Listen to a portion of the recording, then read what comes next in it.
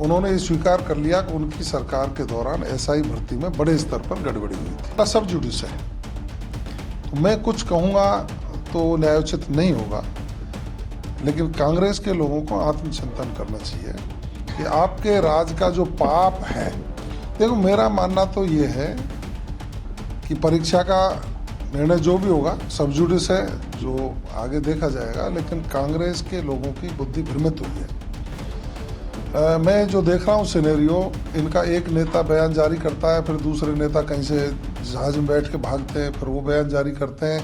नेता एसआई भर्ती रद्द करने को लेकर सवाल उठा रहे हैं, तो एक बात तो स्पष्ट हो गई है, उन्होंने ये स्वीकार कर लिया कि उनकी सरकार के दौरान एसआई भर्ती में बड़े स्तर पर गड़बड़ी हुई थी, तो उसकी दोषी कांग्रेस है।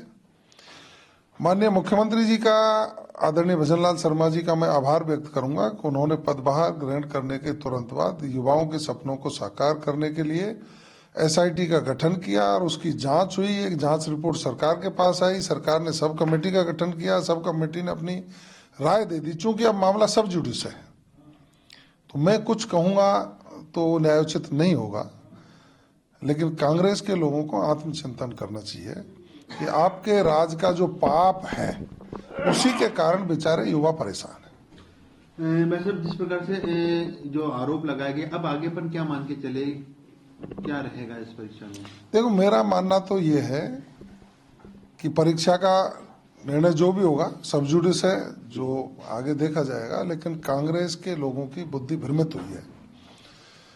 मैं जो देख रहा हूँ सिनेरियो, इनका एक नेता बयान जारी करता है, फिर दूसरे नेता कहीं से जहाज में बैठ के भागते हैं, फिर वो बयान जारी करते हैं, फिर उसका बयान होता है, तो फिर कहीं से फोन होता है, फिर उनका तीसरे गुट का व्यक्ति प्रेस करता है।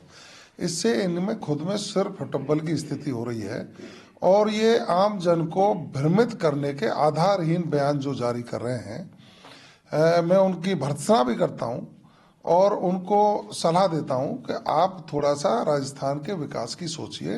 प्रदेश के मुख्यमंत्री जी ने पहले ही वर्ष में राइजिंग राजस्थान करके 35 लाख करोड़ के एमओयू किए हैं, जिनको धरातल पर लाने के लिए माननीय मुख्यमंत्री जी ने टास्क फोर्स का गठन कर दिया, जिम्मेदारियां दे दी, उसका काम चालू है। हम लगातार युवाओं को नियुक्ति पत्र जारी कर रहे हैं जो सरकारी नौकरियों में जा रहे हैं। उससे आप तिलमिला रहे हो कि सरकारी नौकरियां दे रहे हैं। आपने क्यों नहीं दी साहब अपने राज में? आपको कोई सांप सूंघ गया था क्या?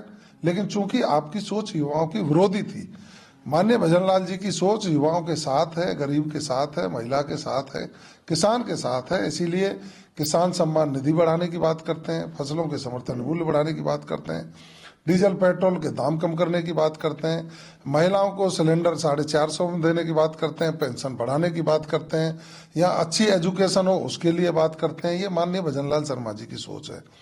आपके राज में जिस तरह का ट्रांसफर उद्योग चलता था, मैंने देखा था कि बिरला ऑडिटोरियम में एक शिक्षकों का कार्यक्रम हुआ और प्रदेश के उस समय के मुख्यमंत्री माननीय अशोक गहलोत जी ने पूछा था, आदरणीय डोटासरा जी मौजूद थे, शिक्षा मंत्री थे, तो इन्होंने शिक्षकों से कहा कि भाई आप कोई ट्रांसफर पैसे तो नहीं लेता कोई, तो हाथ उठाओ। कुर्सी पे हाथ उठा लेते, मान लेते, कुर्सी पे खड़े होकर भी हाथ उठाए लोगों ने, और ये कहा कहाँ पैसे लिए जाते हैं। आपको शर्म आनी चाहिए।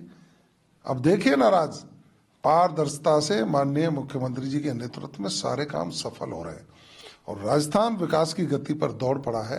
हम आपको भी निमंत्रण देते हैं, आप आइए, सकारात्मक सोच के साथ राजस्थान के विकास में सहभागी बनिए।